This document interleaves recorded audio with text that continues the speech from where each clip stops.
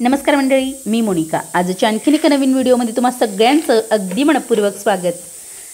आई होणं, मातृत्व ही परमेश्वराने दिलेली दैवी देणगी आहे। बाळ जन्माला आल्यानंतर आपल्याकडे बाळाची पहिली पूजा केली जाते, ती 5वीची, आणि मग त्यानंतर 11 दिवसांनी म्हणजेच 12व्या दिवशी पूजा केली जाते, ती 12वी पूजनाची।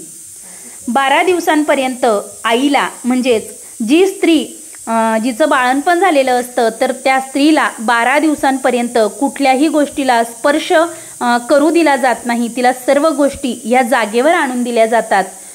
आता मातृत्व ही तशी सोपी गोष्ट नाही, यासाठी त्या स्त्रीला खूप यातना सहन कराव्या लागतात। आणि हा जो पूर्ण तिला झालेला त्रास असतो किंवा बाळंतपणात तिला झालेल्या वेदना असतात, तर त्या सगळ्या भरून निघाव्यात असा उद्देश कदाचित त्यामागे असेल, म्हणून तर 12 दिवस ती स्त्री आराम घेत असते। आणि मग 12व्या दिवसानंतर 12वी पूजन करून माठ पूजन केलं जातं। त्यानंतर 7 खडे आणून ते खडे पूजले जातात आणि सूर्यनारायणाची सुद्धा पूजा केली जाते। खाट, ज्या खाटीवर ती झोपते तर त्या खाटीची सुद्धा पूजा केली जाते। तर असे वेगवेगळे विधी हे आपल्या भागात केले जातात। महाराष्ट्रात सुद्धा वेगवेगळ्या भागात वेगवेगळ्या प्रांतात हे विधी थोडेफार वेगळे असू शकतात। काही ठिकाणी 12व्या दिवशी हा पाळणा सुद्धा म्हटला जातो, बाळाला पाळण्यात घातलं जातं आणि नामकरण सोहळा सुद्धा केला जातो। आमच्याकडे 1.25 महिन्यांनी सुद्धा नामकरण करतात। वेगवेगळ्या भागात ह्या पद्धती वेगवेगळ्या असू शकतात। तर आजचा जो व्हिडिओ आहे तो 12वी पूजनाचा आहे।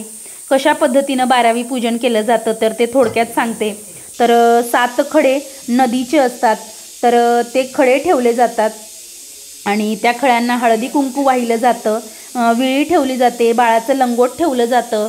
त्यानंतर ज्वारीचे जे दाणे असतात त्याला हळदीत पिवळे करून ते पिवळे दाणेसुद्धा त्याच्यावर घातले जातात। तर हिरवं घेऊन जा, पिवळं देऊन जा, असं काहीतरी त्यावेळेस म्हटलं जातं।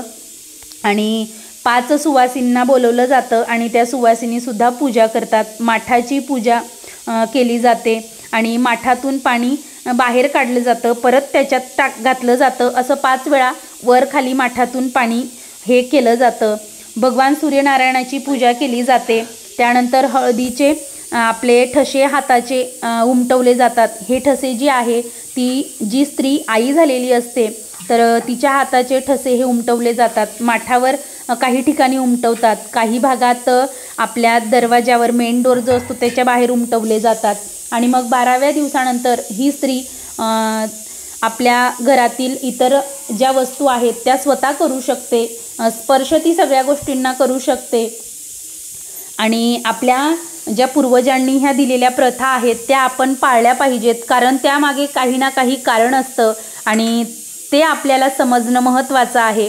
आपण आपल्या परीने ते समजून घेऊया। अंधश्रद्धा याच्या मागे अजिबात नाही, कारण सगळ्या गोष्टी ह्या त्यांनी माहिती करूनच आपल्यासाठी ठेवलेल्या आहेत। म्हणून आजचा हा छोटासा व्हिडिओ बनवण्याचं कारण की एकदा माझ्या जेठाणीबाई आहेत, तर त्यांच्या मुलीची अशी 12वी पूजन करायचं होतं। तर त्यांनी मला फोन केलेला की अगं 12वी पूजन कसं करतात, तर तुझ्या वेळेला तुझ्या आईने कसं केलेलं तर तू मला सांग। आता मला सुद्धा तेवढी काही माहिती नव्हती, म्हणून मी आईला फोन लावलेला आणि मग त्या ताईंना सांगितलं, माझ्या जेठाणीबाईंना, की अशा अशा पद्धतीनं करतात। मग त्या म्हणाल्यात की अगं असं आपल्याला जर माहिती राहिलं याच्याविषयी की ही पूजा कशी केली जाते तर आपण ते स्वतः करू शकतो। कारण जसा जसा वेळ निघत जातो ह्या गोष्टी आपण विसरत जातो आणि मग त्या पुढच्या पिढीला सुद्धा आपल्याला सांगता येत नाही। म्हणून मग आजचा हा छोटासा व्हिडिओ बनवला की कशा पद्धतीनं ही पूजा केली जाते। आता वेगवेगळ्या भागात वेगवेगळ्या प्रांतात ह्या पद्धती ज्या आहेत त्या बदलू शकतात। आमच्या भागात जशा पद्धतीनं पूजा केली जाते ती मी दाखवलेली आहे। तुमच्या भागात कशा पद्धतीनं पूजा केली जाते ते सुद्धा तुम्ही नक्की कमेंट करून सांगू शकतात, कारण इतरांना सुद्धा त्याची मदत होऊ शकते। आजचा व्हिडिओ कसा वाटला नक्की कमेंट करून सांगा आणि आवडला असेल तर लाईक करा, इतरांना सुद्धा शेअर करा। धन्यवाद।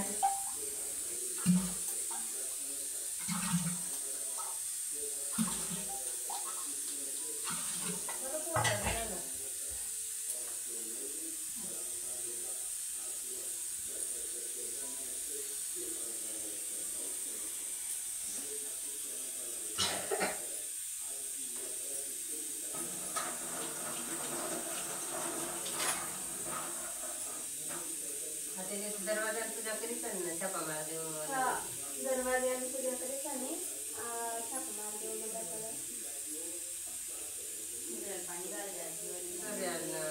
ते दादींना तुझ्या होता नाही सुरू आधी आधी तुझी 12 दिनना पुस्तक ना तुम्ही दादींना तुझी आजपासून 12 दिनना आज पूजे आधी 12 दिनना लागले दादींना तुझी नाही तर तीन येत नाही तुझी 12 दिनना मग 12 त्यांनी खाटलेला आपल्याला लावता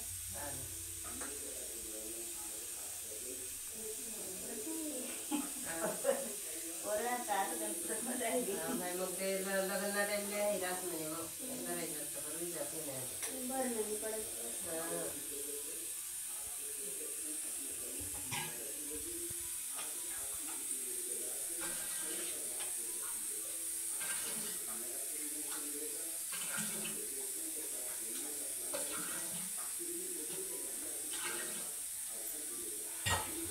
लई जाईन काय दरवाजा हेलो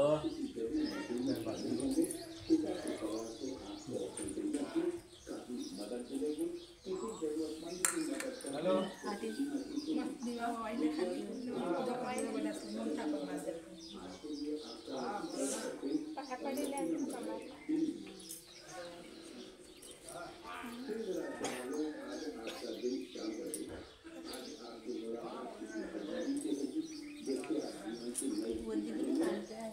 ते थांबायला पहिलं पूजा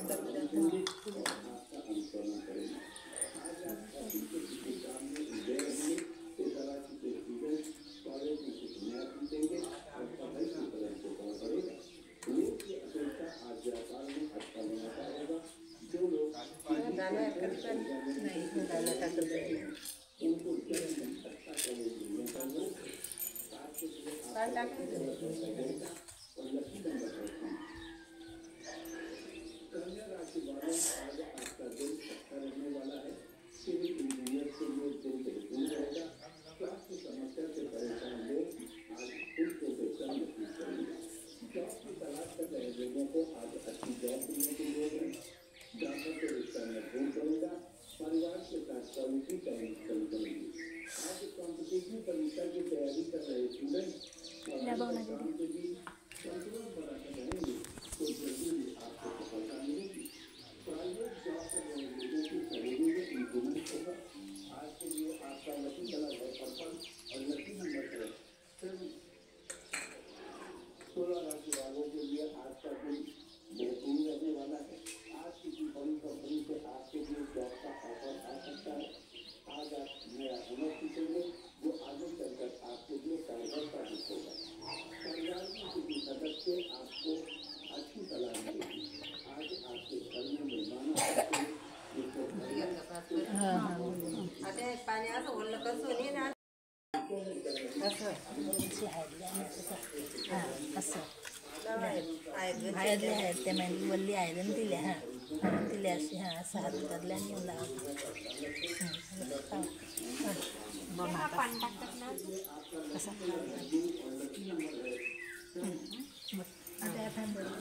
आता तिथे एक आटली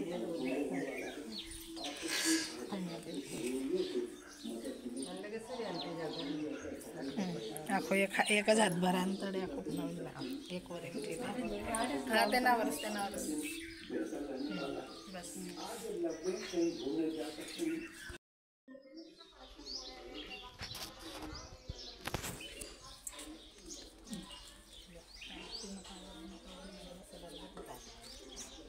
झाडकडे पडायला पाहतात गाव ना थोडं पडायला पाहतात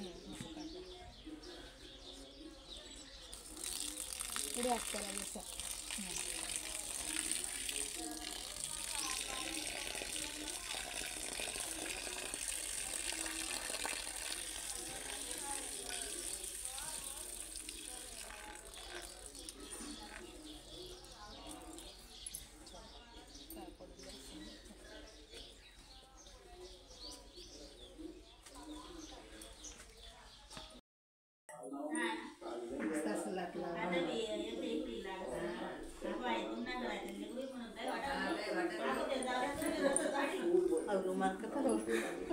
और आज उसी कड़ी में हम इसके अगले